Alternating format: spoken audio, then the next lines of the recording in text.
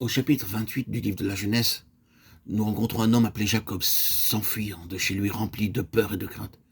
Il est dans une grande frayeur parce qu'on lui a dit qu'Ésaü, son frère aîné, voulait le tuer. Qui sait lorsqu'Ésaü me rencontrera dans quelque lieu, il me tuera, pensait-il. Sa mère vint et lui dit, « Mon fils, je suis effrayé de ce qu'Ésaü te tuera un jour. Va-t'en d'ici, va chez ton oncle et demeure là quelque temps jusqu'à ce que la colère d'Ésaü soit apaisée. » Jacob obéit à sa mère et s'enfuit de chez lui, plein de crainte. Dieu était avec lui dans ces circonstances. Dieu travaillait, mais ni Jacob ni sa mère n'étaient en mesure de le voir et de le comprendre. À la fin, se sentant très fatigué, épuisé, Jacob s'étendit par terre, sans oreiller ni laiterie pour se coucher. Il vit près de là une pierre, la prit comme oreiller et s'endormit.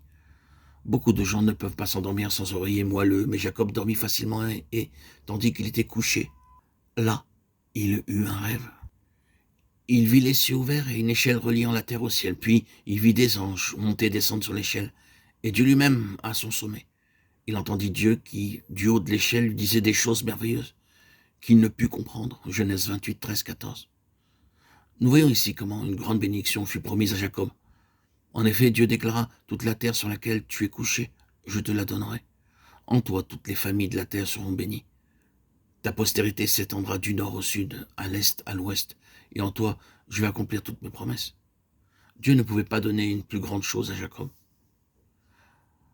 Cependant, les versets 20 à 22 soulignent la foi étriquée de Jacob. Après les grandes promesses de Dieu, Jacob dit, « Si Dieu me donne du pain à manger, des vêtements, s'il me protège et me ramène chez moi dans la paix, je lui donnerai la dîme de tout ce qu'il me donnera. » Oui, c'est de cette manière qu'il croyait aux promesses de Dieu. Il avait vu les cieux ouverts, il avait vu l'échelle appuyée sur la terre, le sommet touchant le ciel. Il avait vu les anges monter et descendre par cette échelle, et Dieu au sommet déclarant, « Je te donnerai tout.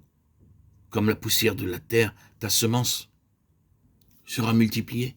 Je ne t'abandonnerai pas jusqu'à ce que j'aie accompli toutes mes promesses envers toi. » Quelle fut la réponse de Jacob? « Oh Dieu, donne-moi seulement du pain et le vêtement, et je te serai reconnaissant. » La foi de Jacob était incapable de s'élever au-dessus de 8 onces de riz par jour, ou de ce qu'il avait à manger. Dans le moment présent, Jacob ne pouvait croire au-delà de cette mesure, en dépit des choses merveilleuses que Dieu avait dites. Jacob était aveugle. Il était dans la possibilité de comprendre ce qu'il voyait et ce qu'il entendait. Bien qu'il ait failli complètement dans la compréhension des desseins de Dieu, Dieu ne les changea pas. Plusieurs d'entre vous, vous pouvez être comme Jacob aujourd'hui. Vous pouvez dire, « Oh Dieu, guéris-moi seulement, ou donne-moi seulement du travail, ou donne-moi une bonne maison, et je te donnerai beaucoup plus. » La crainte empêchait Jacob de comprendre. Son cœur en était rempli. Même endormi, il avait encore peur, s'imaginant peut-être qu'Ésaü venait après lui, bien qu'il ait marché très vite. Et couvert ce jour-là une grande distance, la peur le rendait incapable de saisir les paroles de Dieu. Ainsi, Dieu a dû commencer à travailler dans la vie de Jacob jusqu'à ce qu'il comprenne ce qu'il avait dit. Aussi longtemps qu'il y a de la crainte dans nos cœurs, ce que Dieu dit nous est inaccessible. À tout moment, le diable introduira dans nos cœurs toutes sortes de frayeurs et par la crainte, nous serons empêchés de comprendre les plans et les desseins de Dieu. Jacob avait à apprendre beaucoup de dures leçons avant de connaître le dessein de Dieu. Être délivré de la peur lui demanda 20 ans. Ne disons cependant pas, puisque Jacob a mis 20 ans à apprendre la leçon, moi j'attendrai aussi 20 ans.